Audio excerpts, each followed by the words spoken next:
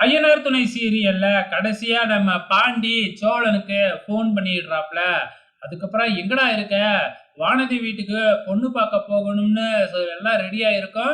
நீயே வராம இருந்தா எப்படி? அப்படின்னு கேட்கும்போது, நீ வீட்டுக்கு போ. நான் அங்க வந்து எல்லா விஷயத்தையும் சொல்றேன் அப்படின்னு நம்ம சோழன வீட்டுக்கு போக சொல்லிடுறாப்ல. அதே டைம்ல இங்க வானதியோட மாமா என்ன இவ்ளோ நேரம் ஆயிடுச்சு. இதுக்கப்புறமும் மாப்பிள்ளை வீட்ல இருந்து வருவாங்க அப்படிங்கிறது எனக்கு நம்பிக்கையே இல்ல.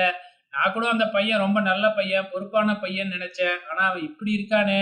எனக்கு எதுவும் சரிப்பட்டு வர்ற மாதிரி தெரியல அப்படின்னு நம்ம வானதியோட தாய் மாமா ஏந்திரிச்சு போயிடுறாப்ல.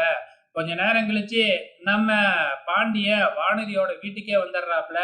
வீட்டுக்கு வந்து வானதின்னு கூப்பிட்டதுக்கு அப்புறம் நம்ம வானதி வெளியில போய் என்னாச்சு அப்படின்னு வீட்டுக்குள்ள அழைச்சுக்கிட்டு வந்தா, ஏன்பா இவ்வளோ நேரம் ஏன் வரவே இல்ல? அப்படின்னு சொல்லி கேட்கும் பொழுது, மறுபடியும் நம்ம பாண்டியன் பொண்ணு பார்க்க வராததுக்கு மன்னிச்சுக்குங்க அப்படின்னு சொல்றாப்ல. ஏன்பா எத்தன தடவம்பா நீ மன்னிப்பு கேட்டுக்கிட்டே இருப்ப? என்ன காரணம்? அப்படின்னு கேட்கும் பொழுது, இல்ல எனக்கு இப்பொழுதைக்கு கல்யாணம் வேணாம். எங்க அண்ணனுக்கு கல்யாணம் முடிஞ்சதுக்கு அப்புறம் தான் நான் கல்யாணம் பண்ணிக்குவேன். ஆனா கண்டிப்பா உங்க பொண்ண தான் கல்யாணம் பண்ணுவேன் அப்படின்னு சொல்லிக்கிட்டு இருக்கிறாப்ல.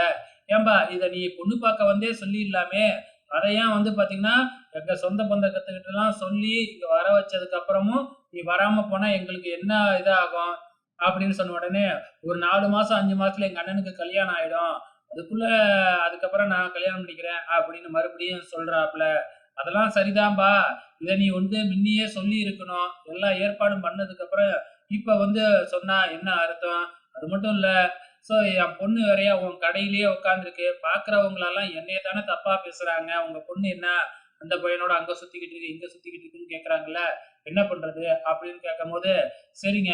கல்யாணம் எங்க அண்ணன் கல்யாணம் நடக்கிற வரைக்கும் நான் உங்க பொண்ண பார்க்கல, பேசல அப்படின்ட்டு வெளியில போயிடுறாப்ல.